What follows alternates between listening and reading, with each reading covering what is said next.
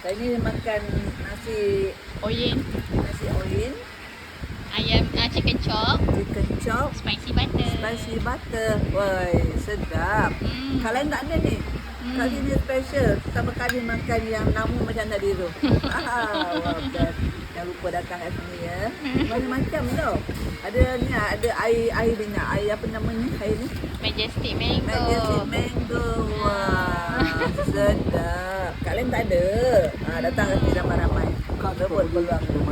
Buka sini pukul 10 sampai 10 pagi hingga 10 malam. Kita semua datang ya. Cuti apa?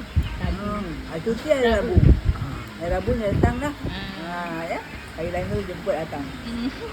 Sedap. Saya makan yang tak ada kat lain ni. Pertama kali saya makan. Wah, best.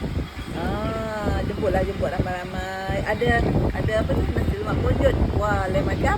Bonjot tu yang menarik kat luar tu nampak tu. Bonjot tu dia. Lain. Kalau semak je kan. Ni ada bonjot yang sekali. Tu yang mahal tu. Makan hari ni. Kalau rasa sekali makan tu nak tambah lagi. Lagi. Nikmat makanan. Alhamdulillah. Okey. Jemput ramai-ramai ya. Saya nak makan dulu ya. Saya nak makan ya, nak sambung makan. Sedap. Nak makan sama mak bonjot pula. Assalamualaikum. Terima kasih. Tukar.